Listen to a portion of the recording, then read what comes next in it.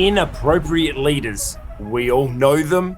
Hopefully we haven't been them, but let's be honest, at some moment in time, I know in my leadership experience, there's been times that I've done something that I've gone, oops, maybe that was a little inappropriate.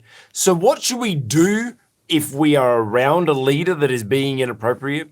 What should we do to avoid being inappropriate ourselves? Look, there's this fine line, this balance between being friendly with the people we're leading and being familiar. And it's this constant juxtaposition, this constant battle that leaders are facing to try to figure out how do we make sure we have a connection without being over familiar. And it's one of those challenges that we are going to discuss today, looking at a whole bunch of different things that are happening in today's news around the world, where there are some leaders, some people doing inappropriate things, and how should we respond to them? How should we learn from them as leaders? And to help us learn is Dr. Rod St. Hill, the business pastor. Dr. Rod, thank you for joining us once again. How are you? Well, I'm going very well, thank you, Craig, and thank you for the privilege of joining you yet again. Dr. Rod, have you ever been inappropriate? You probably should ask other people that, but no, look, I haven't been perfect. I'm not a perfect leader, and I dare say I never will be. And there are probably times when I have crossed the line, no doubt about it. So let's get in with one of the creepiest, most inappropriate things, and I think that there's so much to unpack in this, is Biden. That's it. President Joe Biden, as the Daily Wire shares, creepy Joe Biden interaction with small child ignites firestorm. Now, I don't know if you have seen this video that was played, but actually, let me just play it for you here. Let's just make sure that doesn't have any sound, and let's see if it's going to play. That's not going to play for some reason. I don't know why that's not playing. Okay, so it's not going to play them, or maybe it's playing somewhere else on my screen. Then it's not playing. So you have this interaction where President Joe Biden goes and is, as they say, there we go. No, we are going to an ad somewhere, and no, that's it. All right, so let's forget about that page then, Yash. Oh, Yash is going to play that somewhere. Okay, well, Yash, you try to play that somewhere for us and get rid of my my screen. Oh, Yash is going to be playing my screen. No, Yash is doing something. Okay, so Yash is going to try to play it, try to find that video. But you've got President Joe Biden doing what most. Here we go. So he's found the image. You see, President Joe Biden is doing. He goes in, shaking hands and kissing babies, as they say, and then he goes in and starts nibbling on this baby, and then goes to sniff its hair. As we know that this is a comical issue that has plagued Biden for years. But I don't know, just first of all, there's so much inappropriateness, but then you look at the mother who's holding the baby. She doesn't care that this creepy old guy is doing this random stuff. She wants to take a selfie in that moment rather than identifying that her child is freaking out. Look, her child's freaking out and going, get this guy away from me. And then she's just like, let me get a selfie. I want to get a selfie. And then everyone else is like, this is all funny. This is all funny. Dr. Rod, inappropriateness. Is this inappropriate, or is this just fun behaviour? Look, this is a difficult one. I know most of the people who were quoted in that Daily Wire article have no time at all for Joe Biden. My concern is that they do tend to overemphasise his age and all of the complications that come with age, and I'm getting older, so I might become like him. And it does worry me, because the problem isn't that he's old. The problem is that he's not a very good president. And I really think that's what they should focus on. But look, if we're talking to leaders, I would suggest that you don't engage in this kind of behaviour publicly, because not everybody is going to receive it in the same way. And a small child who looked at, that little child was probably under maybe 18 months old, was clearly distressed, or at least if not distressed, nonplussed. And what was that? Nonplussed. Nonplussed. What is that? Well, I've never heard that before. Surprised, off balance, off beam. Yes. Certainly not expecting and not being able to rationalise why this was happening. And look, if you have a bit of a look at that, he wasn't just sort of nudging her with his lips. He had his mouth open, and I don't like that at all. But I just think as leaders, we just need to have a bit of decorum in public all the time. We just have to remind ourselves that when we're in public, we are actually in public. And no matter who we are, we should behave in a way which is becoming of our position and which is really becoming of our humanity. So no, I don't really think that what he did was appropriate. Is it the big sin that many of the commentators, at least on the right, say? I doubt it. He's done it before. People are not surprised by this behaviour anymore. But as leaders, we definitely should avoid it. So, I mean, there's actually a couple of leadership lessons I kind of see in this. Is the first one, as I mentioned, is the parents, right? The parents, all what they're trying to do is get this selfie with the president, and not aware of their child, who they are meant to be leading. They're not aware of the feelings of their child, and they're just running off. And I suppose that's something that a lot of us leaders can find ourselves in, that trap of chasing our outcome and forgetting the people around us. Like forgetting that the people around us that we're leading are meant to be under our care. We're meant to be providing them some form of security and some form of safety. That's our job as leaders. How do we make sure that, while we, yes, as leaders need to pursue our outcomes, how do we make sure we still keep in mind I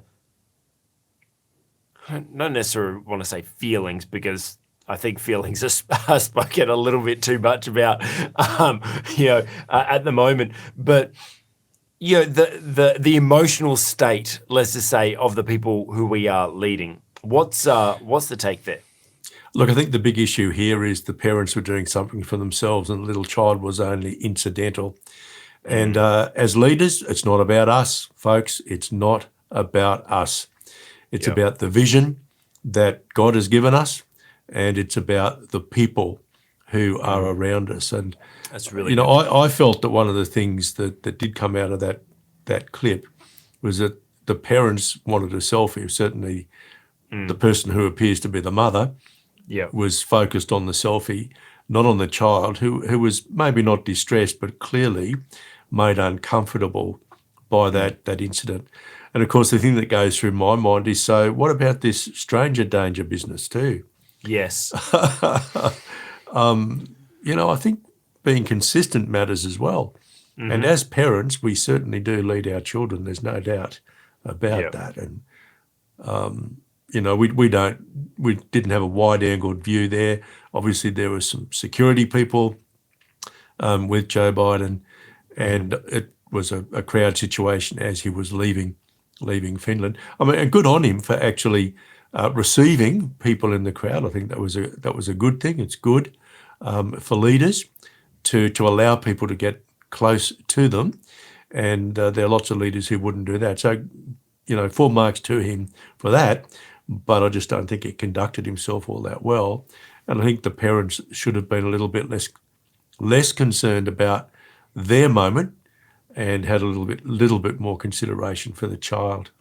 Yeah. So speaking about, Joe Biden, let's transfer now across to him. He obviously has this bad habit. And look, let's be honest, there's a lot of us leaders that we have. Like, I must admit, I have this tendency to be over friendly. and so I know I need to be aware of that. And we've all got our faults. How do we make sure, because I think that part of it is that's just who he is. Now, that's no excuse, right? Is still inappropriate behavior. But there's kind of this, there's a little bit of beauty in a leader actually being able to be themselves, right? Just being authentically themselves. Not being inappropriate. I'm not saying that be authentically yourself and be inappropriate. What I'm saying is how can we still be ourselves without putting up a facade of this pretend person while still making sure that we are minimizing the appearance or the potential for inappropriate behavior?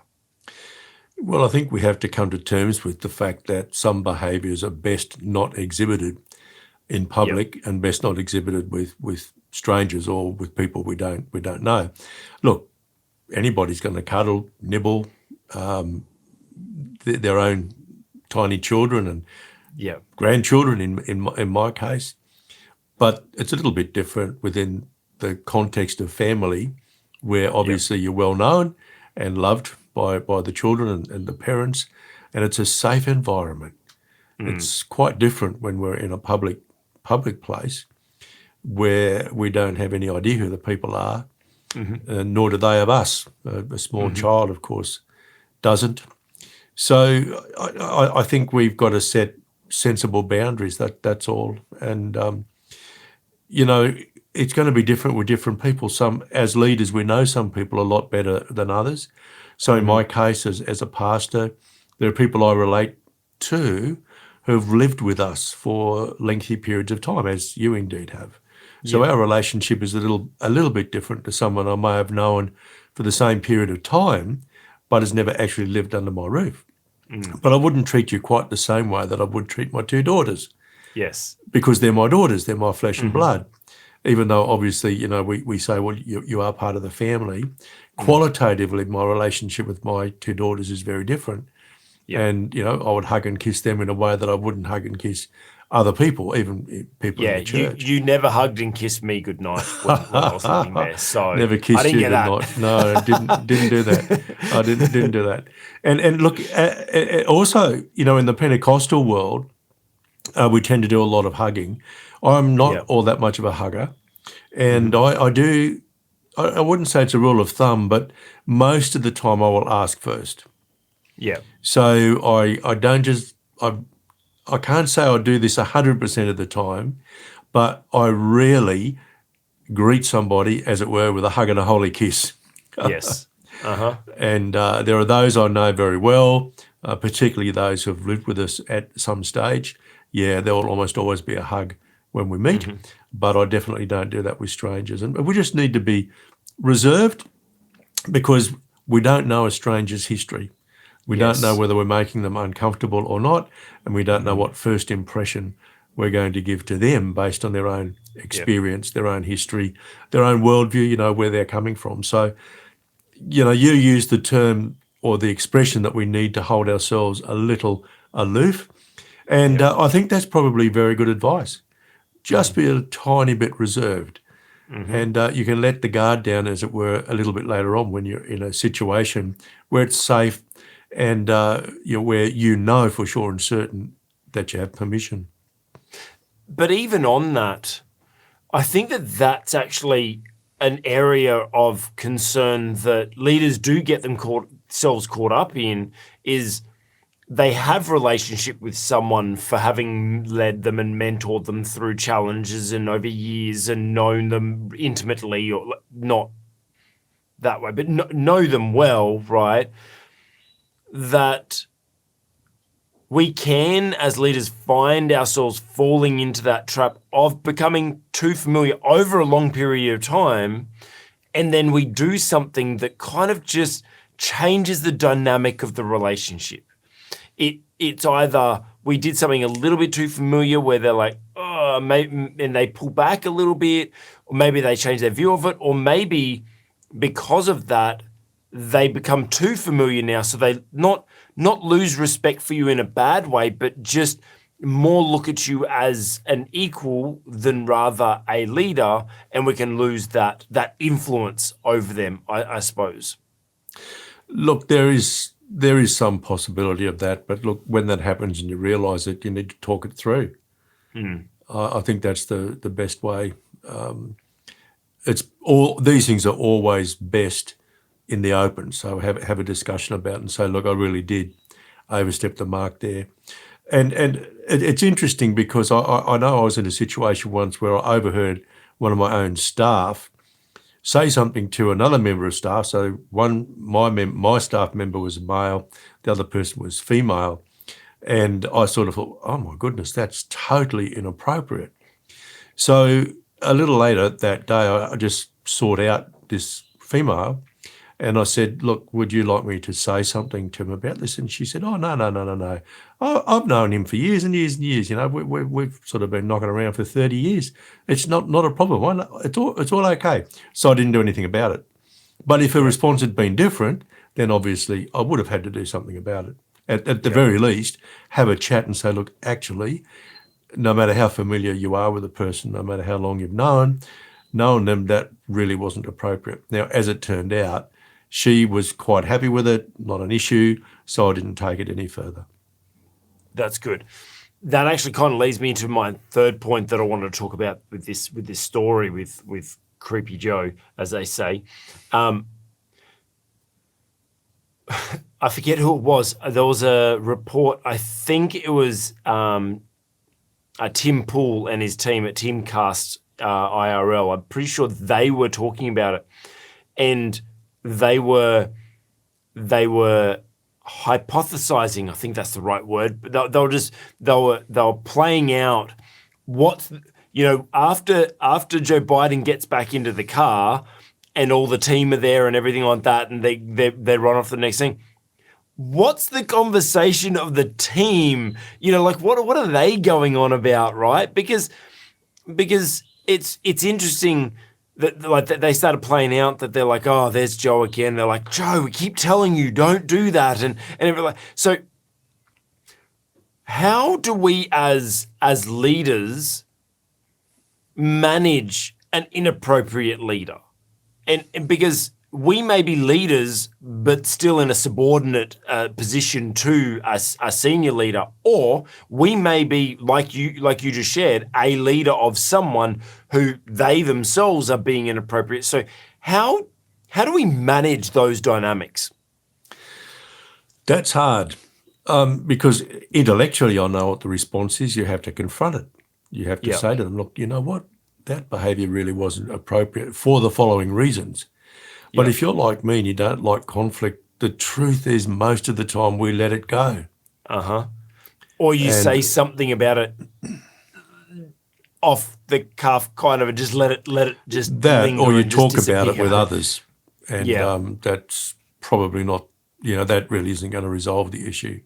You really should address the issue directly with the leader, but most of us don't, and I'm just as guilty of that as anybody, because most of us, we don't like conflict. We don't want to get into conflict with our leader. And honestly, the few times when I have, stood up for someone who was treated inappropriately, it hasn't gone all that well for me either. So, it's a really difficult area. I think just as we need to resolve that as leaders, we're not going to repeat the mistakes that we observe in other leaders. That's good. Yeah. And I think going back to your story of what you just shared is you don't automatically go and reprimand the person or whatever. You go and speak to the victim, let's say, the recipient of the inappropriate behavior, and to confirm with them first, like you shared, like they were like, that's not inappropriate, we're friends. However, I still believe it's important for us as leaders to address that behavior with that person anyway. Pull them in and just go, hey, look, I'm aware that you guys have a relationship, and I know that may not seem inappropriate to them. However, there's other people in the office that observe that, and their opinion of you now is they think that you're going to say and do that about other people. They may not be aware of your relationship. And so, or you need to bring them aware to, hey, that I get that you've got that relationship there, but you don't want to fall into the habit of saying things like that and then accidentally say it to someone else in the office or someone else in the team that you don't have that relationship with. So I think even though you addressed it with the person first to find out if they felt it was inappropriate, I still feel like it's worthwhile speaking to the accused. No, the other person. Yeah, we know other what you're talking party. about. Yep. Look, I think that's valid. That in terms of, say, your interest in their personal development, that you'd hope that they'd be tactful enough not to use the same language in front of someone they didn't know so well. So yeah, I think you've got a point there. Because you want to establish a culture, and something like that most likely is not something that you really want to be central in the culture that you're trying to develop in your organisation. And what about? Let's go back specifically to the President Joe Biden situation. We, as his team, do you try to now limit his interactions with people like that? Do you try to protect him, build a wall around? What do you do when a leader who you're serving is being inappropriate? And no matter how many times you've said something, no matter how many times the media has had a go about it, what do we do as leaders of, within organizations or whatever, subordinates to a leader that's being inappropriate? Can we kind of try to build a wall around them, or so? Like what should we do? Look, I don't know that using the President of the United States is a really good example here, because of the way the whole system works anyway, that there wouldn't be too many people who would.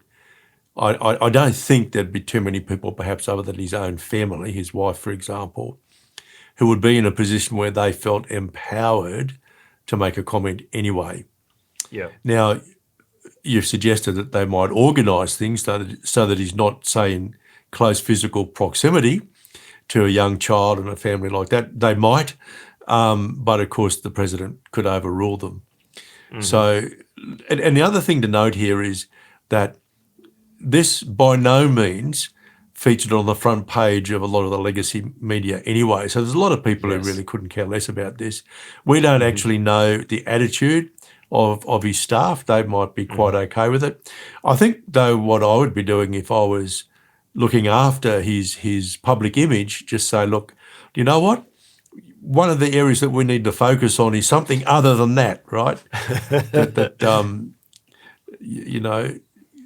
There may be other ways in which you can express the relational side that you want to express, rather than something like this. But the way the media is today, the mainstream media really give Joe Biden a free ride. They actually give a lot of other leaders a free ride as well. And they're really they don't criticise them very much at all. Most of the criticism of this incident has actually come from, if you like, one side of the media, not the legacy media, not the mainstream media.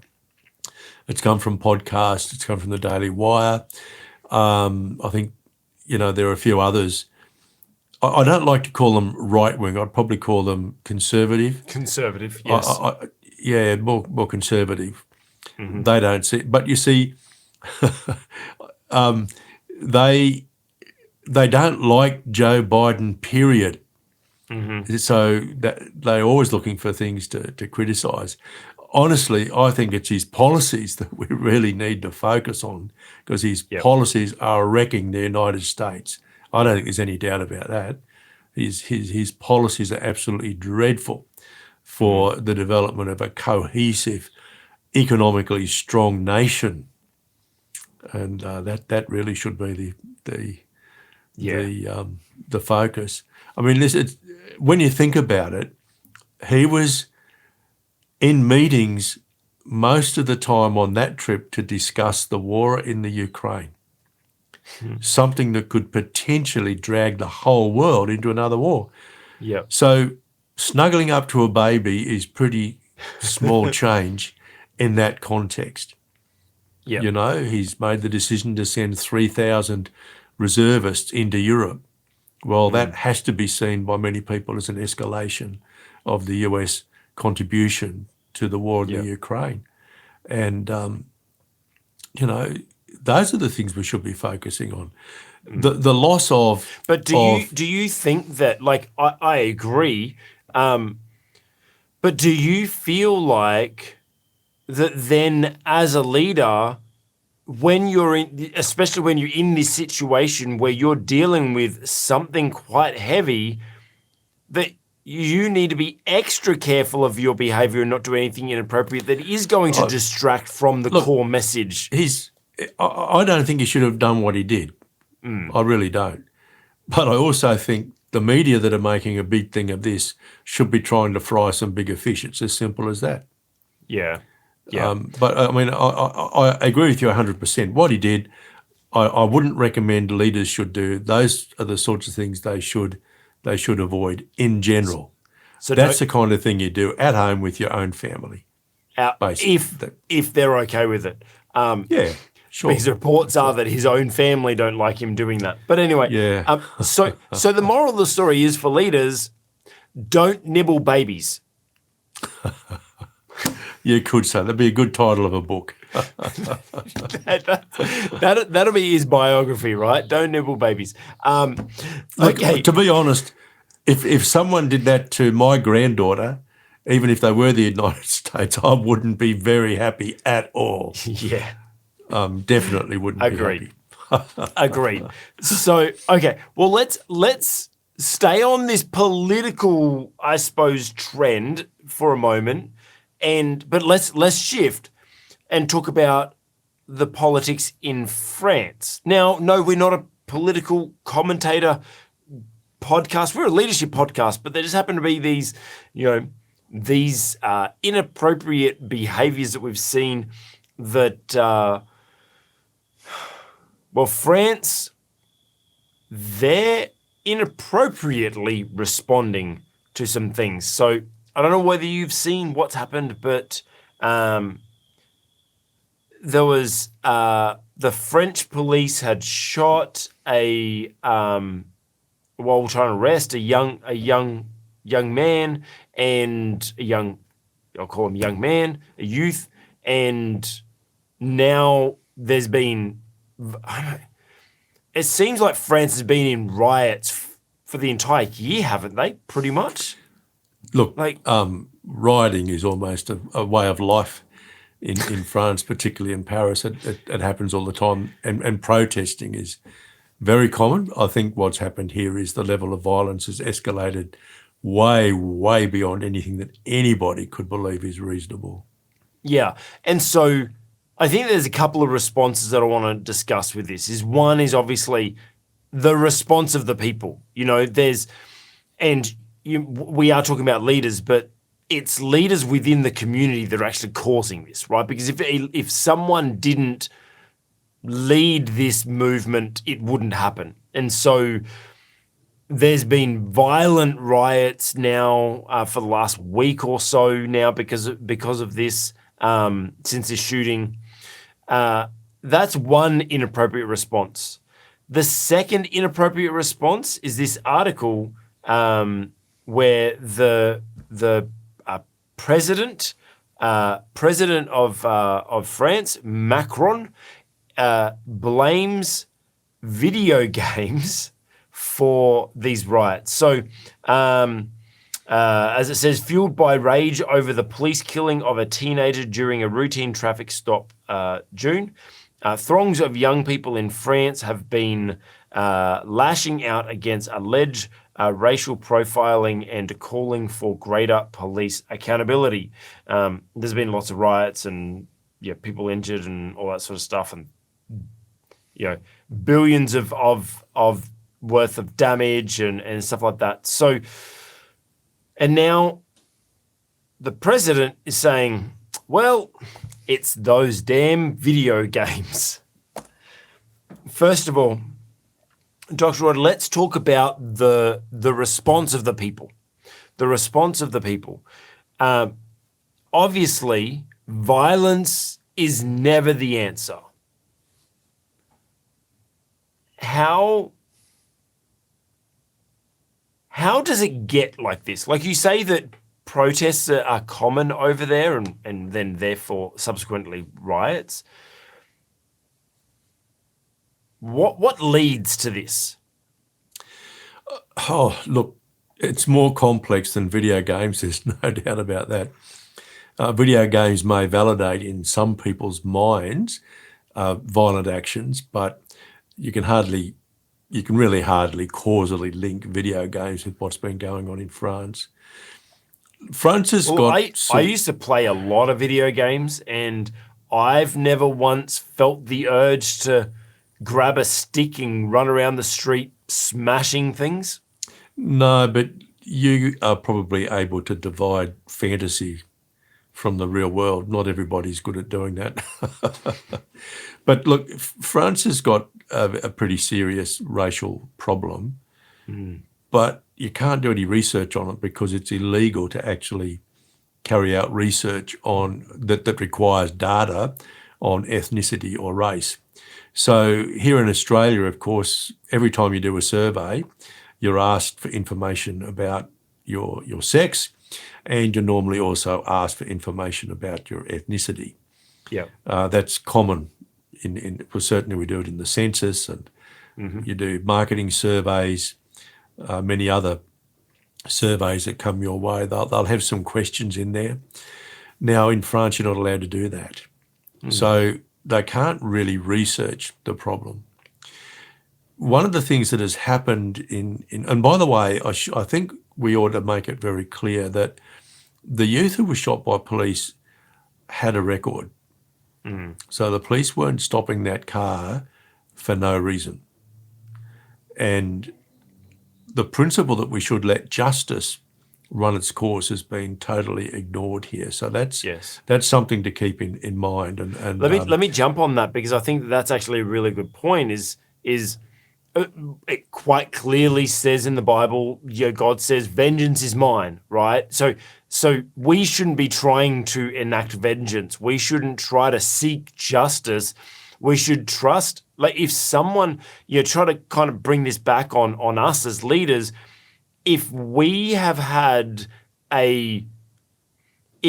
been wronged, we shouldn't be going out to seek to cut that person down, badmouth them in public, create a bad name about them, riot against them, try to do things to bring down their business, try to, do things to we should trust the process and trust the systems and processes that we have in place. Now, will we always get justice? No.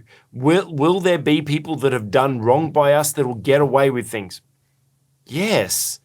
However, the Lord says, vengeance is mine. So we need to make sure that, yes, we stand up for ourselves. Yes, defend yourself. Use all of the righteous tools available to you. But then at the end of the day, we need to make sure that we can still, one very important thing, if we're going to be a good leader, we must learn to be able to forgive. We have to forgive when we've been wronged by people. We have to learn to be able to move on and bless that person. I actually, in our, moment for free, shameless plug, link down in the description, our free leadership development program where we focus on week 2, I think it is, that we actually focus on forgiveness, and we go heavily into this because we cannot be leaders moving into the future while we're still carrying baggage from the past, while we're still looking backwards. So my aim, my suggestion to you is make sure that when you're leading, that you can you can make sure that you learn to forgive people.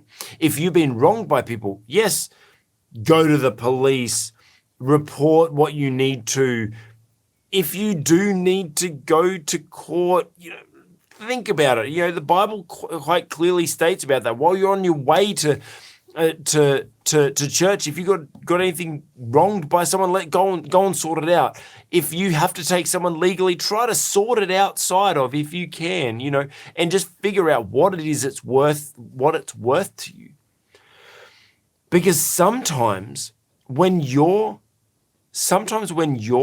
focused on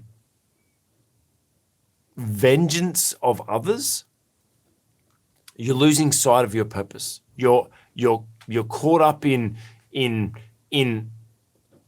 you're caught up with the priorities of trying to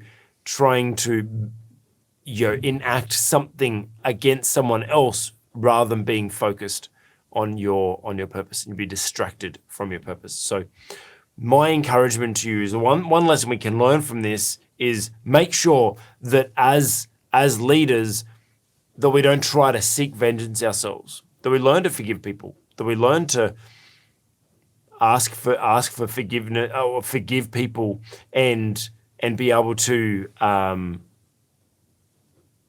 learn to bless them as well.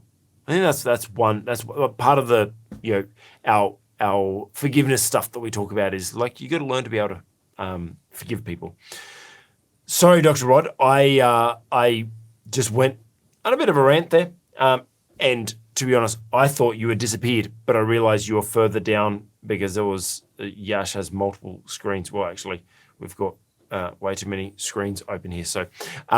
I thought I'd lost you there, so I did try to rant just a little bit longer. So, okay, yeah, that's a really good point. Vengeance. Let's not do that. Now, sorry, keep going. I interrupted you. No, well, look, vengeance doesn't really contribute anything positive to civil society. So we should let justice run its course. But let's face it, human systems of justice are fallible, and sometimes they don't deliver justice. I'm not the kind of person who says there's never, ever a reason to use violence. I think there are some times when violence is justified. I doubt that it is here because it's the way in which it's directed, it's actually hurting people who are not very well off. All those businesses that were trashed, most of those businesses are run by small businesses. Yeah. Who employ a handful of people. So you trash a small family business who employs maybe 3 or 4 family members and a couple of other people from the community. They've all lost their job. How does that help? It doesn't. So that's something to keep in mind. The other thing that we have to keep in mind here is that France has got a particular problem with North African migrants whose worldview is Islamic. And political Islam can be very destructive against a democracy. And look, that is just a fact. There are many other immigrants in France who they've assimilated very well. They love being in France. Look, France has got one of the most generous social welfare systems on the planet, and that, of course, has caused a bit of protesting in recent times as the government has tried to increase the pension eligible age over there. That was fairly recent too, of course, but it's a very generous country. It's been very, very generous and welcoming to migrants. And it doesn't have a multicultural policy, as is the case in Australia. And what's tended to happen is that these large migration flows, not all legal, from the North African countries, which are Muslim in nature, and some of them were former French colonies too, by the way. They've come into France and they've tended to establish their own enclaves. Some people call them ghettos, and they haven't actually assimilated into the rest of the country. They don't actually accept democratic values. They don't accept the legitimacy of the authorities in France, and frankly, they look for excuses to riot. And that's one of the things that's been happening here. And this isn't the first country in which it's happened either, by the way. But France has a particular problem with certain groups of migrants who have chosen to separate themselves. They do have a rather different worldview. They don't have the same respect for the authorities as most other people in France do. And that's why the protest turned quickly into riots. But those riots have really damaged a lot of people who are basically innocent bystanders. They're running small businesses. They employ a handful of people, and the businesses go down the drain, and those people don't have a job. And it doesn't really do any good for anybody. There's a lot of anger there. The leaders are deliberately stirring up that. And by the way, it's not all that easy to identify the leaders because there's a good deal of anarchy there. In other words, it's leaderless rioting where people just riot. And some of them make some economic gain from it because they're able to steal from shops that they trash. For some of them, no doubt, it's a release of pent-up frustration. Yeah. But it seems to me that the key issue here is that there are groups who do not really want to be part of a nation. Now, I do actually believe that the biblical norm is for nations. God builds nations. God deals with nations. He molded the tribes of Israel into a nation, or at least he tried to. They didn't always want to be a united nation, as we know. There was, of course, the northern nation and the southern nation for a long time, and they even fought against one another. But God's heart is to build tribes into nations. God is not into tribes. And I think, moving away from France, I think one of the big issues that we have in the West, in the Western countries today, is that we are recessing, or retrogressing, I should say. We're retrogressing back into tribal organisation, which goes against biblical wisdom, and it can only bring about evil. It can't do us any good. And we're seeing that in France. 100%, and we're seeing it everywhere else where we're starting to see people a very tribal mentality. It's us versus them, and in divisions, even within divisions, and it seems to be one of the devil's little tools to try to, keep us apart by just keep us divided. Well, tribalism undermines family. It undermines both family, which is the basic and the smallest unit within a nation, and undermines the nation as a whole. So, it really has got nothing to recommend it at all, in my view. So tribalism is an issue. We are seeing it. What would you recommend? Like, how do we as leaders, like, I suppose on a global scale, how should we as leaders better influence to prevent tribalism? And how should we, on a micro scale, how should we as leaders prevent like tribalism in ourselves and in our organisations? Oh, we've got to reject tribalism. I think we have to be. Look, I mean, this is an issue. It's an issue of worldview.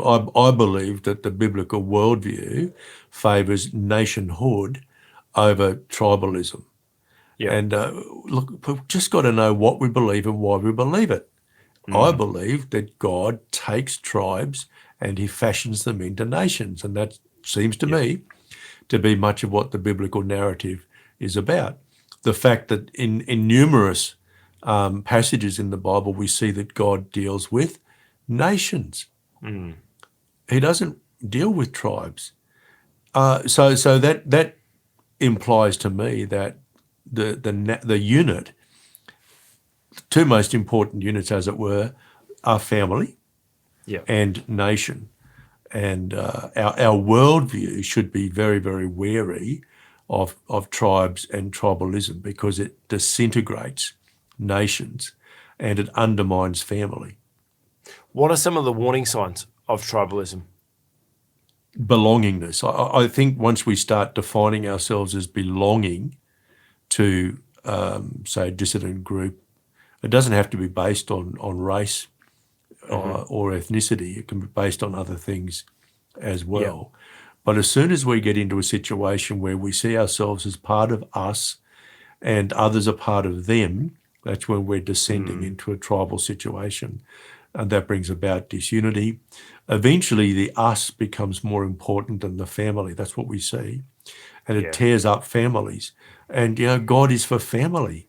So we have to resolve in our minds what we believe and why we believe it as leaders. And that's right. I think it's significant that you don't hear many Christians saying that this is a good thing. And I think on the whole, Christians understand God loves families. He created families in the first place way back. In Genesis 1, we see the basis for the family.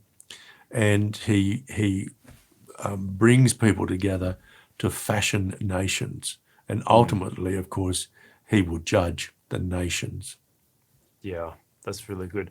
So as leaders, be wary of vengeance and be wary of tribalism to avoid the inappropriate response that we've seen in France. Okay, let's take a shift from France all the way to Australia. Yeah, we've got a couple of Australian stories.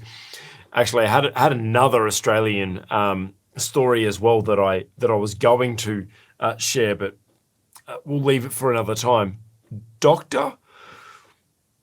Charlie Teo, a neurosurgeon that has been found guilty of unsatisfactory professional conduct. So, a little bit of background around this story. Dr. Charlie Teo is a world-renowned, as they keep reporting him, a world-renowned neurosurgeon that tends to work on the unworkable, if that's to put it politely. He has some cutting edge technologies that he has to share. The way he approaches neurosurgery, he likes to take on those cases that have been told there's no chance for them anywhere else, and he takes on those cases. From all reports I could see, he seems to be, pretty good at what he does, and there's a lot of good reports around him. However, he's recently been banned for inappropriate behaviour, professional inappropriate behaviour, where he has been accused and found guilty of not laying out the risks of a surgery appropriately, over promising, I suppose, and some people did not survive the surgeries, and therefore they sued, and now he's lost his ability to practice here without a surgeon. But apparently, I don't know. It's all of our articles are all below. We link everything, all the things that we're looking at. We link them down below in description. So go and check out the stories. Dr. Rod, I actually found it quite interesting that they're like, oh, he's now been banned from practice. Actually, no, he hasn't. He can still operate, but he needs another surgeon to sign off on it. But apparently he had to get that anyway. So now there's some, obviously there's some insurance issues and stuff like that, and no hospital will touch him because he's, toxic name around him or whatever. What's your take on this whole story? Right. Well, my PhD is in economics, so I don't have any technical expertise, but this story has been around for a little while now. Yeah. As you correctly stated, Dr. Charlie Teo is known around the world.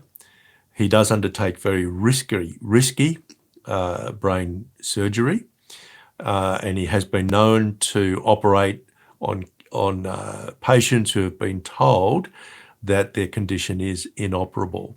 and he's had a degree of success. He specialises, as I understand it, in keyhole surgery, and people have turned to him when they've basically been told you've got no hope, you've basically got to go home and die.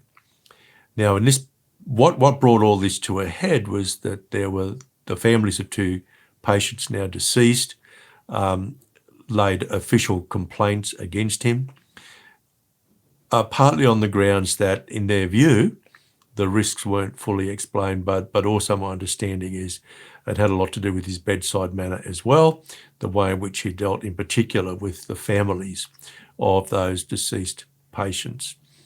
Now, he's actually said that he's kind of accepted. Basically what he said is, yep, I accept the charge against me that my manner hasn't always been appropriate. He basically said, look, I don't agree with some of the fine points that were made, but look, the overall issue of my manner, yep, I accept that. He is charismatic. He's very extroverted, charismatic. Some would say egotistical, and he may well be. Yep. He certainly has a big ego. Yeah.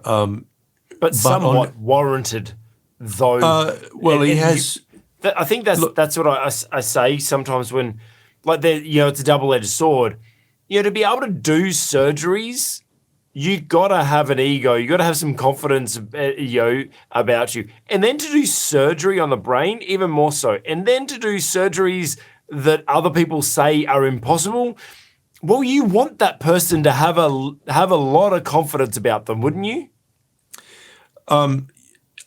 Confidence with competence. I want to see some evidence of competence. But look, I've heard long interviews with him long before this ban, if you like, was formalised. Look, he hasn't lost his licence to practice. Yeah, he can practice in any hospital in Australia, but he does have to have that level of supervision, and someone's got to sign off on his operations. And as you correctly say, my understanding is that no private hospital in Australia will actually allow him to operate. So essentially that means you can't operate in Australia. This so-called ban runs, I think, for about 15 years. It was initially proposed to run for something like 20 years, but what's 5 years? So he can still operate in some overseas jurisdictions, and people are going overseas to receive operations from him. So look, he's no doubt a difficult person to manage, but these formal complaints are, I guess, in a sense, offset by the testimony of many people who believe that without Charlie Teo, they or their family members wouldn't be alive today. Yep. And I've heard long interviews with people who would make that claim, and almost every one of them actually compliment him on what you might call his bedside manner. And they do say he explained the risks. And most people went to him already knowing that they could die on the operating table because they'd been told that they couldn't be operated on. Yeah. And there are some who seem to be doing quite well many years after their surgery. Mm. So, I mean, it's a very complex issue. We want the medical authorities to police medicine well. We want our neurosurgeons and other specialists to be competent, and we want them to have a good manner with people. But like everybody else, they get tired. Do we what? Do we though? Like, is well. Listen, I kind of argue that point of like, well, we need our doctors to be good with people. Do we really? Like, is that going to eliminate if there's a doctor that is really good at what they do, surgery? Why do they have to be a performer as well? Do you know what I mean? Like, why do they have to? Well, because for the psychological welfare of the patients, I think. Then get someone else to do it. I'm not following your line of argument. I'm kind of saying that why would you discredit someone who is obviously this doctor is incredibly gifted at what he does. why would you discredit him from being amazing at what he does just because he happens to be bad at talking to people? Like, well, get a look, that's nurse only or part get of an it. But that's not. assistant to talk But that to isn't. people. That's not. That on its own is not the reason why he was disciplined, right? So there's a constellation of reasons. Now, he hasn't been charged with causing the death of any of his patients. As far as I know, that's never been the issue. Yeah. What's at stake is what people allege is that he doesn't inform people fully about the risks, and he can be pretty brusque and rude to people. Well, that doesn't help your psychological situation, and certainly if you're a relative of someone who's died following an operation, it's not going to help their own mental health. So I think there is a case to be made that medical professionals in general should have they should have pretty highly developed empathy skills, and he admits that there are cases where it wasn't. But in one of the long interviews I heard, he also says, you get tired sometimes. Yeah. And this is only a real issue, I think, if it's a repeated pattern, if you like, it becomes habitual. And I've got no idea whether Charlie Teo's like that or not. But his kind of personality, I think, would lend him to being a little bit impatient, and that could come across. And look, it's very difficult for us to judge from afar, but it's very, very clear that many of the people on whom he's operated absolutely love this guy and credit him with saving their lives. And there was, some of his patients have essentially been told, look, you can expect to live for a year or maybe 2 years and then you're just going to die. Well, you know what? Even at my age, I reckon I'd probably have a risky operation. Yes. To give me a few more years, even if I knew there was a high risk that I might die on the table. And I suppose, if my surgeon was a little bit gruff, I can laugh that off anyway. But everybody's different. Everybody's different.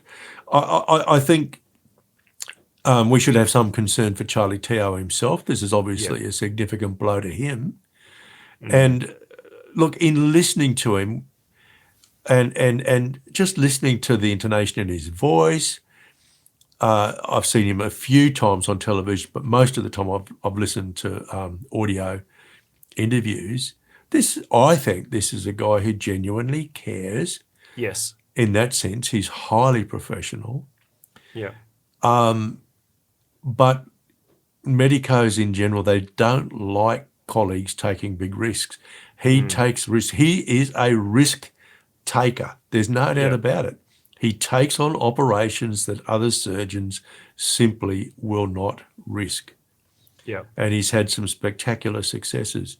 And so I think the real question is, to what extent do we want to develop a medical profession that is highly risk averse? That to me is and this is an issue for leaders in many areas, in the law, in the legislators, those who are involved in dealing with regulation. What will be the impact on a profession if we shift the degree of risk averseness such that people become more risk averse? Yeah. What are we only going to perform an operation where there's absolutely where there's always a risk? Anyone goes under anaesthetic, there's always a risk. When anybody is on an operating table, even for a minor operation, there's always some risk. A small operation could precipitate a heart attack or something like that. But let's say we're not going to do anything that's got less than a very remote chance of causing death. Then a lot of people who otherwise might be saved are not going to be saved. Yeah. So if in saving 1,000 people, there's actually 120 who die, you got to think, is that a better outcome? Yeah. And I'm not going to tell you whether it is or not. I think we have to think through that issue. So, and as leaders, We set the risk appetite for our organisations. Yeah. If we're on a board, that's one of the jobs we actually have to do. Directors of a company, for example, if they don't, they should. They have to set the risk appetite for the organisation. What degree of risk are we prepared to accept in our operation? Yeah. And that's going to depend, that then will influence your whole risk management framework. The systems you put in place, the kinds of reporting you put in place, it'll affect the level of insurance that you buy. Yep. Absolutely, all these things. So I think one of the, and I haven't heard anybody talking about this in the media, but one of the things I think that we do need to discuss as a result of the Charlie Teo case is, well, how risk averse do we want medical professionals to be? Knowing the more risk averse they are, the more people who will die because they don't get the treatment. And not just die. Yeah, I remember at university when we were learning there's mortality rates, but actually what's worse than that is morbidity rates. Yes, yeah, right? How that's many right. people are going to avoid getting a knee surgery or a back surgery or something like that that's actually going to free their life, or a shoulder surgery, or maybe any other type of surgery that it's really crippling them right now, and they're not going to die, but they're gonna live a disabled life for the rest of their lives. Or they can have a little bit more of a risky, surgery and actually get a better quality of life at the end. I think that's also, it's not just the mortality rates, but it's the morbidity rates. What do they actually look like as well? I think you're right. Bringing this back onto leaders ourselves, what can we learn from this is, I like your perspective of, we need to learn, or we need to figure out what is our level of risk that we want to approach, and therefore set our standards, set our systems and procedures, set our insurance, set the type of clients we accept, set all these things in place to make sure that we accept those things, so that we can play in line with the risks we want to take. But also the other side that I think we could take from this is, we as leaders may be as good as we can be. We may be the best in the world at a particular item. But if we don't have a good bedside manner, if we're not good with interacting with people, that's going to affect our ability to lead. That's going to affect our ability to lead people, lead organizations. We may be the best in the world. I know you know some, I know some people that are the best at the thing that they're doing, but unfortunately they don't have the people skills, and they just churn and burn through leaders, or there's people that are just being used and abused, so to speak. And I know you know of those people. We need to be careful as leaders that we may be the best that we can, but remember, we're not a leader unless we can be good with people as well, because it's a crucial part. A crucial part of leadership is people. So, staying in Australia, Dr. Rod, this is going to be a story that I'm sure you're going to love talking about, because this is right up your alley with economics. We spoke a few weeks ago, a month or so ago, about the RBA and the changes that they're going through, etc. RBA, if you're not in Australia, it just is the Reserve Bank of Australia. That's kind of our national bank that sets all our interest rates and manages all that sort of stuff that I'm sure Dr. Rod's about to be able to share it with us. But they have just appointed a new governor, a female governor, Michelle Bullock. Great. I'm seeing some good reports about her. It's good that they've appointed someone who's got some history there, so she's not new and trying to figure out the role. But I know this isn't in line with our inappropriate behaviour theme, but it was just something that happened. So I'm like, this is something that I really want to talk to Dr. Rod about. Dr. Rod, what is this new governor? What's your take on her as a governor? Do you reckon it's a good appointment, appointing someone that's got history? Do you think it's a bad idea? And how is this going to change the economy in Australia? Well, I don't think it will change the economy one little bit. Michelle Bullock has been with the Reserve Bank of Australia for quite a while now. I think she joined in 1985. So she's had a long career professionally as a central banker, and she's currently the Deputy Governor of the bank.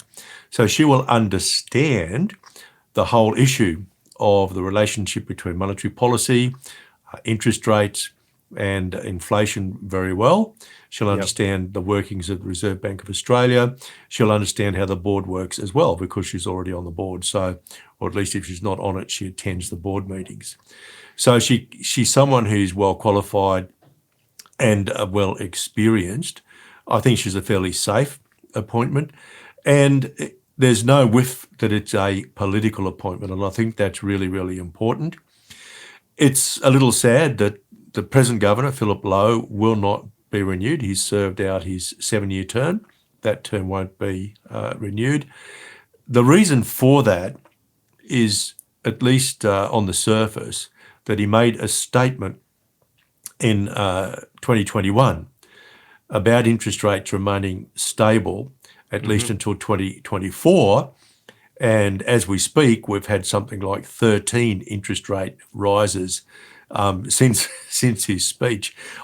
Can I just read out something from his speech? Because I think he's been maligned, but he can't unsay what he said. It was a speech to a seminar which was sponsored by one of the large media organisations in Australia. And he was speaking to the views of the Reserve Bank. So he was talking about, if you like, the collective opinion, the collective expert opinion of the bank based on all of their research and all of their forecasting. And this is what he said. He was essentially saying that the percentage growth in wages would determine what the Reserve Bank does in relation to interest rates. And he was saying that the judgment of the Reserve Bank is that, based on all of the information available, all of the research available, that wage growth was not going to increase significantly. So he said this: but our judgment is that we are unlikely to see wages growth consistent with the inflation target of 2 to 3% before 2024. This is the basis for our assessment that the cash rate is very likely to remain at its current level until at least 2024. Now, it would appear that that is why he's not being renewed. He didn't tell people to go out and buy a house because the mortgage rates are not going to increase. What he said was, all of the evidence points to wages growth remaining very low, and because wages are linked with inflation, that means inflation will stay low, and therefore there'd be no need to raise interest rates. Yeah, He was wrong. Why was he wrong? Well, there are two reasons. One, we did get some sizable increases in wages, and that was in part precipitated by government, but not wholly. But the other thing was too, we had a breakout in inflation that was unexpected, at least by some people. Central banks around the world didn't expect the levels of inflation that we've experienced post the COVID period, when governments increased their spending so rapidly, and that money just found its way into the pockets of individuals who went and spent it when they could. When they were no longer in lockdown, they just went out and spent all that money, and production wasn't increasing, and we had all sorts of supply bottlenecks and so on. So something had to give, and that was prices. Now, the central bank here in Australia, the Reserve Bank of Australia, and central banks around the world, they were unprepared for that. And we've seen interest rates rising everywhere. But I just think it's silly to, as it were, persecute the governor of the Reserve Bank, because he never gave any particular assurances. He just said, all the evidence points to wage growth staying low. That means prices will stay low, and therefore so too will interest rates until at least 2024. But anyway, so that didn't happen. What did, so obviously he said the contributing factor is really wage rates. Yeah. What caused wage rates to increase? We have what's called a national wage case in Australia every year, and our Fair Work, what's called our Fair Work Commission, which is a government body, makes a determination about what will happen to the minimum wage, and that always flows through to award wages. Anybody on what we call a modern award, which is a legal document that sets out employment conditions, including pay. Now, in 2022, there was a sizable increase, and again in 2023, there's been a sizable increase. And many economists, maybe not all, but certainly many economists would say that's definitely inflationary. The only way that businesses will be able to cope with the increases in wages that come through that form of regulation will be to increase their prices. And so we have seen prices increase. But I think the other factor here, there's not just been wages. A lot of economists, central bankers and so on, they had become persuaded by what's called modern monetary theory, which simplistically says it's actually okay for the government to spend money, to spend money and to effectively print new money in order to fund that spending rather than raise taxes or sell bonds. The idea being that that won't be inflationary. But I think the mathematics of the economy tells us a different story, and that is if the government prints money, that is, if there's new money going into the system, people are going to spend it. And so what that really means is that unless the government raises taxes or reduces its own spending to slow down the speed at which new money is going into the system, there has to be an increase in prices. And governments have been very reluctant to increase taxes. They've also been reluctant to pull back on their spending. In fact, in Australia, the size of government is increasing, not decreasing. And so the inevitable outcome is really just a mathematical relationship. The inevitable outcome is that prices go up. And I just think they missed that because they'd been persuaded by, if you like, a fad in economic theory that's turned out to be wrong. I don't think the Reserve Bank governor should be sacked because of that either. No. But anyway, he is, and look, his replacement should be okay. I don't think that she's going to. Do you think that he is leaving with a bad name? Do you think it's going to affect his employment opportunities in the future? Do you think he's going to walk into something quite successful, or do you think this is going to affect him? Oh, look, I think there'll be a lot of people who realise that fundamentally his contract was not renewed for political reasons. You know, He was misquoted, misunderstood. He didn't try to defend himself too loudly, as far as I can tell. I didn't hear him making public speeches on that issue. In fact, he apologised at one stage, and I don't think he had anything to apologise for. Look, I'm an economist. We get things wrong all the time. And I think the language that he used when he was making that speech at the Australian Financial Review seminar was the kind of language that the central bank uses all the time. And we see the same thing overseas.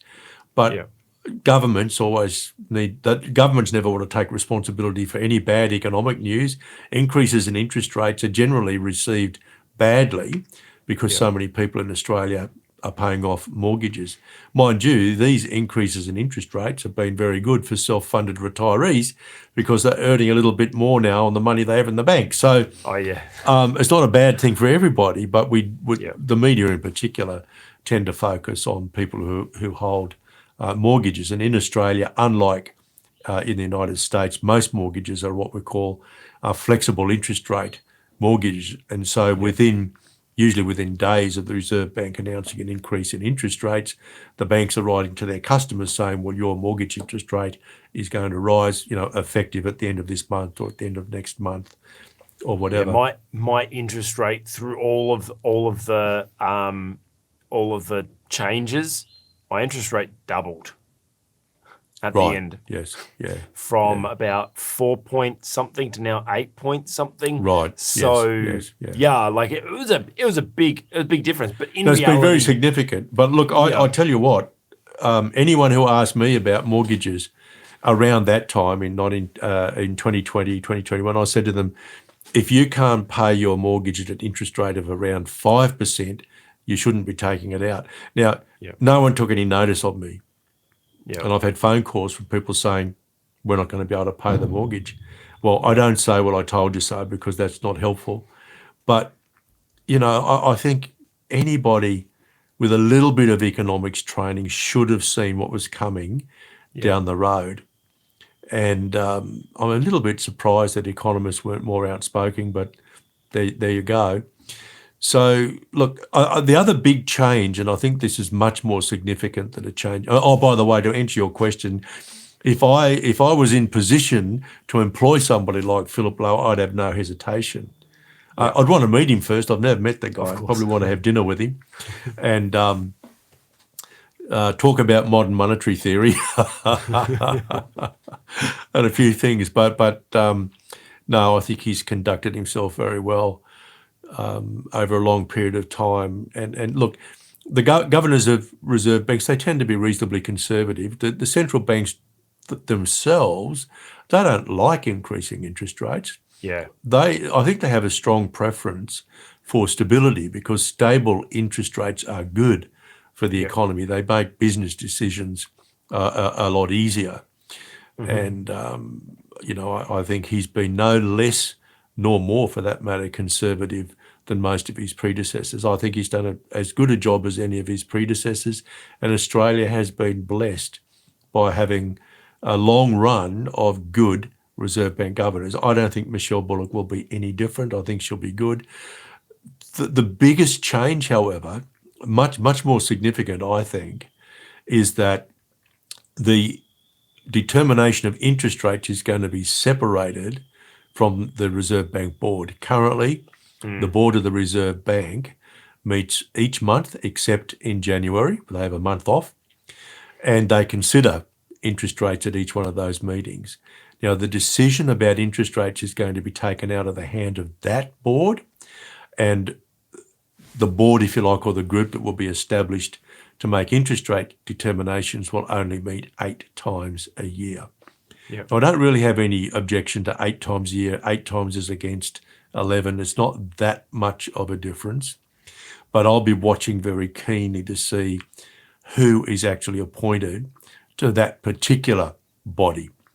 And I'm hoping that they won't be political appointments, and I'm hoping that there'll be a fair amount of economic expertise among the people who are appointed to that board, because the worst possible outcome for Australia would be an interest rate setting mechanism that is very reluctant to raise interest rates until inflation is absolutely out of control. And then we will have to force significant recession on the economy in order to regain control of prices. That would be my biggest concern. So talking interest rates, like, I know we're kind of looking into a crystal ball right now, because who knows?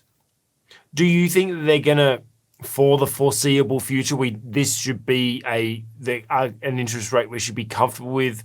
Is it going to go back down to the 2%? No, they were stupid. Seeing, they were stupid interest rates. They were stupid interest rates.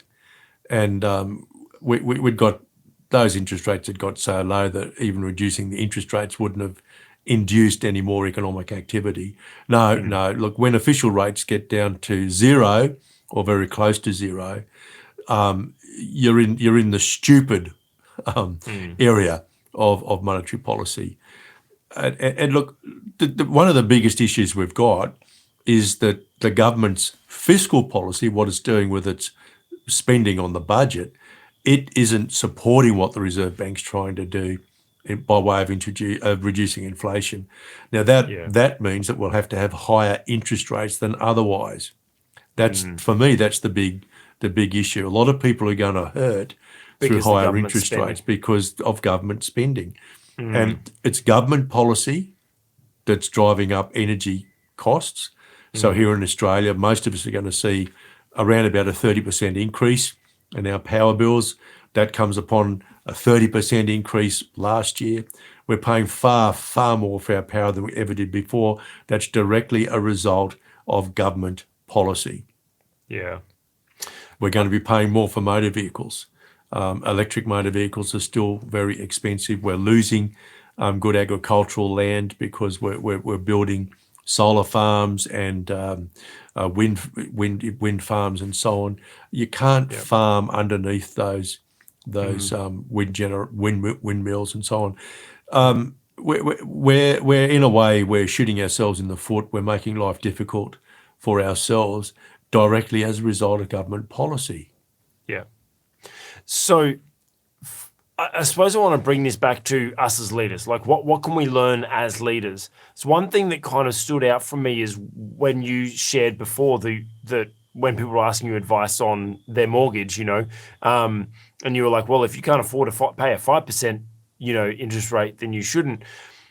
I think it comes back to, you talking about all these things about, costs increasing and everything like that. We as leaders, especially business leaders, but any leader, we need to make sure we have margin. We need to make sure that when we're doing our calculations, we need to budget for things. We can't just go blindly into spending money on things without having counted the cost. The Bible says, for a foolish man, you can't build a building without counting you're building a budget first of all. Otherwise, if you leave a half-built building, you will look a fool, right? So we must make sure we budget, but budget with margin. We can't just look at, well, the interest rates are at 5% now or 6% or whatever they are. Yeah, I can afford that thing. It's like we need to think about what is it gonna cost me if that interest rate goes up 2, 3, 4, 5%. See, when I got my finance, I looked at it and went, okay, it's really low rate right now, but could I afford it if it hit 10%? Because it that's kind of in reality, that's the maximum it really hit in Australia without us going really crazy. And what would it cost if it was at 10%?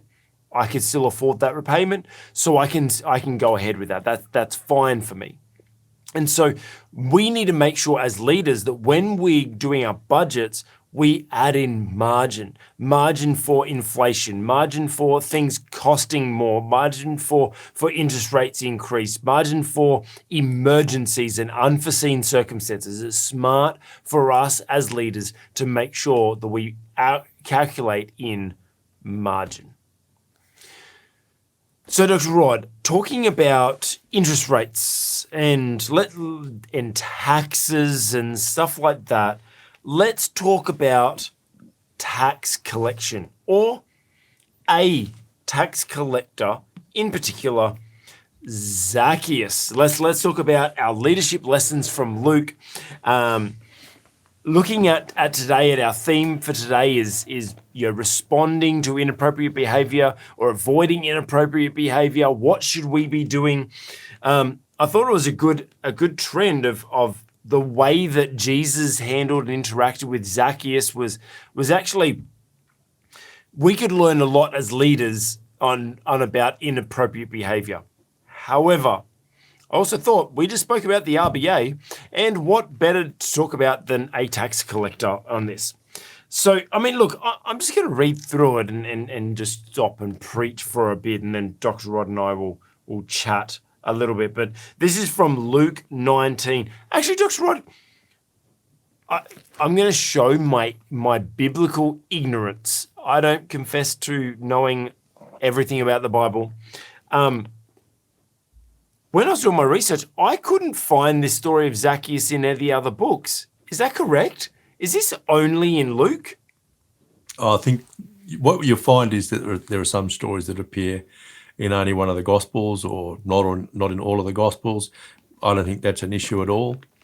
If you and I were writing a story about, your time living with us, for example, they wouldn't be the same. Yes.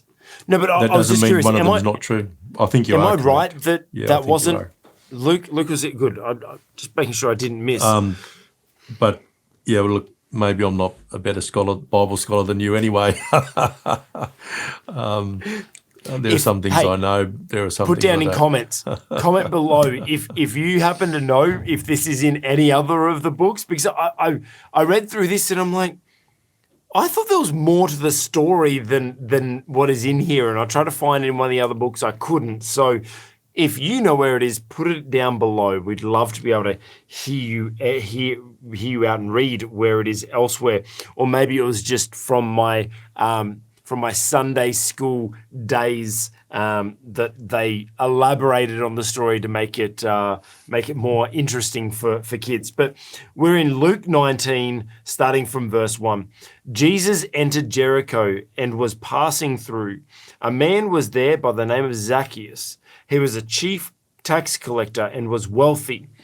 Back in those days, as I understand it, the tax collectors would go around and they would pretty much, am I right, Dr. Rod, in saying they would tell you how much tax you owe? Oh, generally, yes. I mean, they were agents of the Roman authorities, but they were able to charge a levy on top of that, which they could put in their own pocket. So they had to pass over to the Romans the Roman tax, but they could demand of people that they pay more than that, and they generally did. And that's how they became wealthy. They exploited other people. So not a good dude, right? Inappropriate behaviour, if I do say so.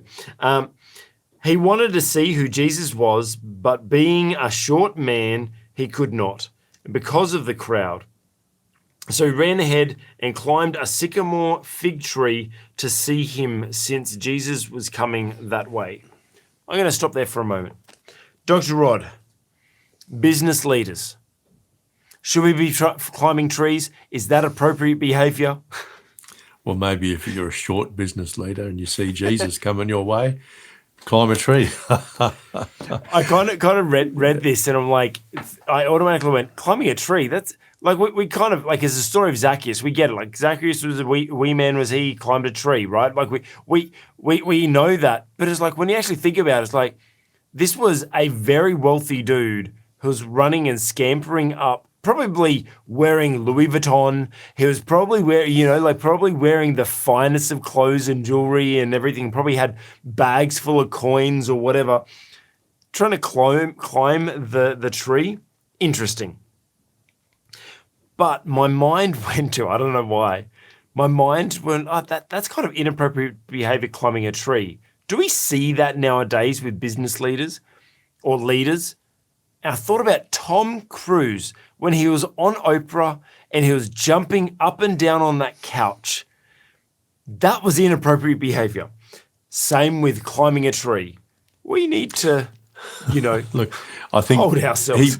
He may not have been the only person climbing a tree, and there are plenty of times, when people do try to get a better vantage point. And I mean, I think Zacchaeus was curious about Jesus like so many other people. He would have heard about Jesus. He would have heard about his teaching. He would have heard about his miracles.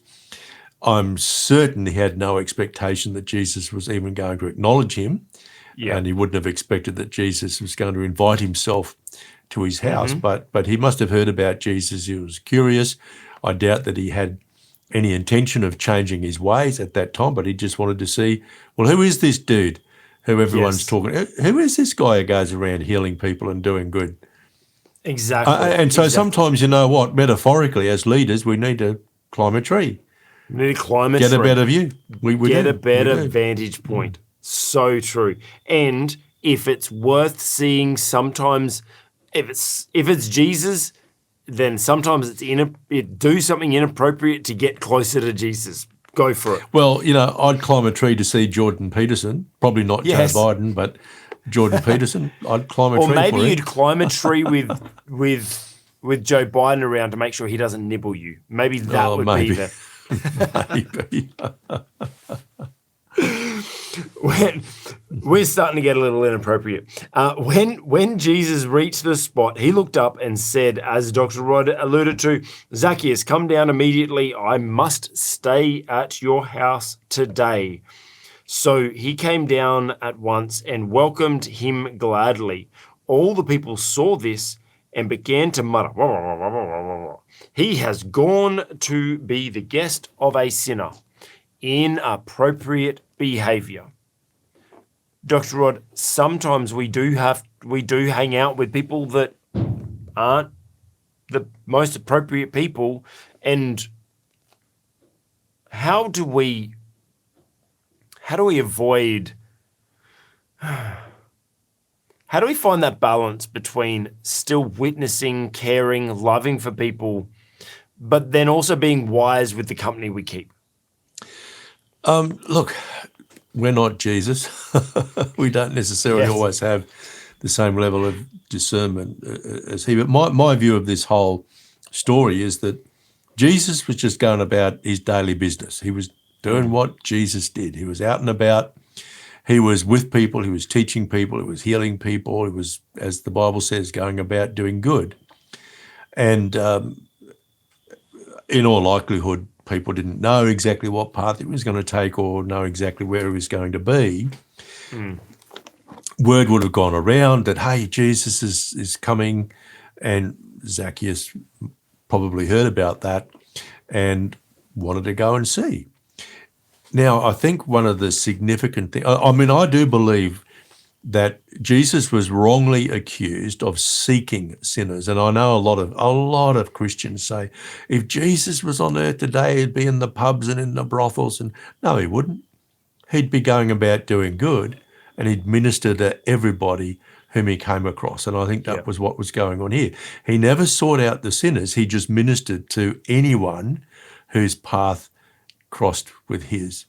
Yeah. And he would have understood something about Zacchaeus, that he wasn't liked, even loved by people.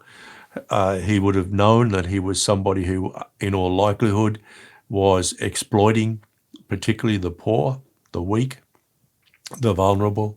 And why wouldn't Jesus want to minister to him? But I think the big point that Jesus was making in publicly saying, I'm coming to your house, he was actually affirming the value of Zacchaeus as a person. He wasn't condoning his personality or his job or what he did, but he was affirming Zacchaeus as a person. So I don't think Jesus perceived himself as going to the house of a sinner. He perceived himself as going to the house of someone who was created by and loved by God and who was going to minister to him, which of course is really what happened, because Zacchaeus was transformed. Yeah, actually on that, so we look at, he says, I'm coming to your house, and then Zacchaeus stood up and then said, Lord, Lord, here and now I give half of my possessions to the poor, and if I've cheated anybody out of anything, I'll pay back 4 times the amount. Just as a bit of a side note, he must have been ridiculously wealthy if he can give away half and promise to give people back 4 times what he had. He must have been making some massive interest on his money, or had some really successful businesses that he was doing with that money. That aside, I find it interesting that it wasn't after Jesus had spent time with him as he had his house and reprimanded him and corrected him and advised him and shared stories or whatever. Jesus just said, I'm coming to your house, and Zacchaeus gone, all right, I give up. Everyone, you get everything back. And he had his own personal revelation without needing reprimand or anything like that. So I find that reasonably interesting. And I suppose as a bit of a side thing is, I think that as a leadership lesson from from one of these things that many things we can learn from Jesus as being a great leader is, when we are a great leader, we just inspire that action out of people. We don't always have to try to mentor them through or anything. Sometimes if we carry that much presence, if we live that good of an example, we should have that positive impact on people, that they're just like, I don't know, Dr. Rod, as a pastor, I'm sure you have people that they'll introduce themselves and they'll ask, what do you do? And you're like, I'm a pastor. And then they start breaking down and go, oh, I've done this wrong and I've done that wrong. And I should like, do you get any random supermarket confessions, Dr. Rod? Not yet. But as a leader, wouldn't I love it if my very presence caused people to repent and become followers of Jesus Christ, then go and make amends to all those people that they had wronged. I mean, it's a marvellous story. And I think it shows that our presence can often be a lot more important than our speech. In other words, who we are can be far more important than what we say. Yes. Who we are could be far more important than what we say. Walk the walk, don't just talk the talk. So much. Let me just finish this off then. Jesus said to him, today salvation has come to this house because this man too is a son of Abraham, where the Son of Man came to seek and to save what was lost. I actually find really interesting in that last section is that when Jesus says salvation has come to your household, not just, okay, Zacchaeus, you're saved. But I find it really interesting that the head of the house, what his actions did actually resulted in a positive outcome for everyone. And kind of as a bit of a metaphor, as leaders, our actions should benefit our entire organizations or our entire team. Yeah, let's leave that aside.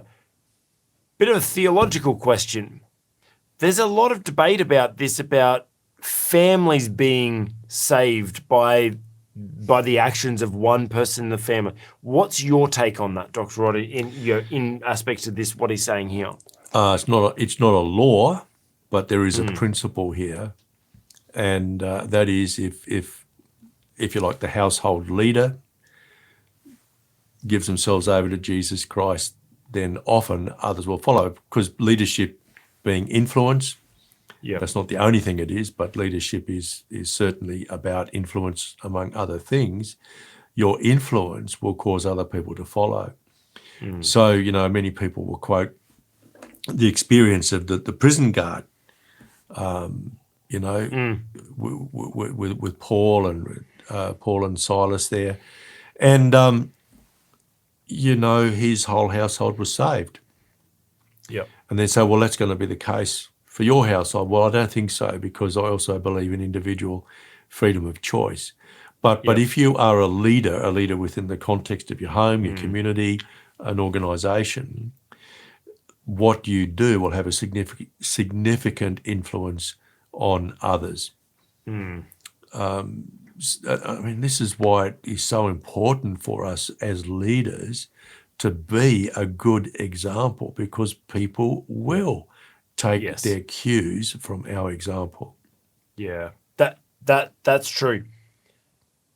And I suppose that kind of brings a full circle to our conversation about inappropriate behaviour. We're talking about how do we act or respond to inappropriate behaviour? How do we avoid it? Well, I think what you're saying there is we need to be aware that what we do influences other people. And so if we are able to be in better control of our behavior, then we can help better influence those people around us. If that's how we avoid inappropriate behavior by ourselves, be disciplined, be guarded, make sure you are representing the best version of yourself, not just doing whatever random whims that you have in the moment, like nibbling babies. But just like with Zacchaeus, that, you know what, when he was influenced by Jesus, he just straight away went and changed his life, straight away just confessed, I'm going to give everything back, I'm going to, whatever. But then as a result of that, his family was saved because of his actions. Not necessarily it was an automatic, but it was a lead because it would influence. And so I think that's just the moral of the story today. If we're looking at inappropriate leaders, we need to understand that it's our behavior that is what influences people, not what we say, not our posts on social media. It's what are we doing in our everyday life How do we live out our Christianity? How do we live out our life to be as close to Christ? Is that really being the influence? Is that really influencing in a positive way? Or is our actions just speaking against what we're doing and causing us to be inappropriate? Maybe we're having inappropriate leaders that we're serving under. Well, you know what? You be the good example. Yes, we've spoken about all the different things you can do, but what if you were the one that was able to be the good example and the representation, hopefully influence a person that is leading you as well? So, Dr. Rod, thank you once again for sharing your wisdom. I really appreciate you sharing. It was a great conversation yet again today. You're very welcome. And I don't know whether I said anything wise, but I'm always keen to share, that's for sure. I love our conversation, Dr. Rod. And if you've enjoyed our conversation as well, we'd love to hear a comment below. Give us a thumbs up. You know all the stuff. It helps the algorithm. So if you've enjoyed this, help get it out to other people. We would really appreciate it. And hey, if you want to see more faith-based leadership content, then we would be absolutely honored if you would consider subscribing to the channel to see more of this stuff that we are releasing as well. And we appreciate you being a part of our journey in trying to be a positive influence against inappropriate behavior in leadership. But bless you, have a spectacular week, and we'll see you next week.